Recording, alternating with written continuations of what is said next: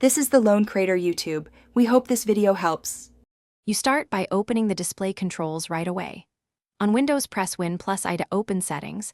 On macOS, go to System Settings, then Displays. Once done, make sure the Samsung monitor is powered and selected as the active display. If your model includes OSD buttons, note their location now so you can use them mid-process. You need the model number only if you plan to update firmware or follow model-specific on-screen display instructions. Otherwise, proceed to brightness controls in the system settings.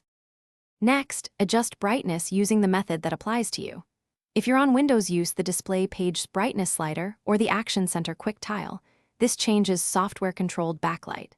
If on Mac OS, use the Display's Brightness slider or the touch bar for laptops. For direct hardware control, press the Samsung Monitor OSD button, navigate to Picture then Brightness, and change the value.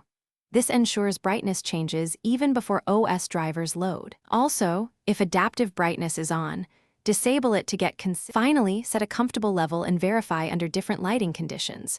You want readable text and natural whites without glare.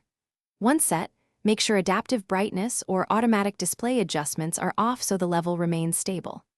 If changes don't apply, open your GPU control panel and check for brightness/gamma overrides, and then power cycle the monitor.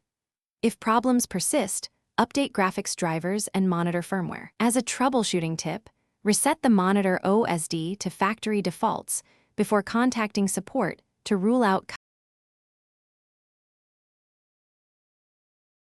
Thanks for watching. Consider subscribing if we helped you.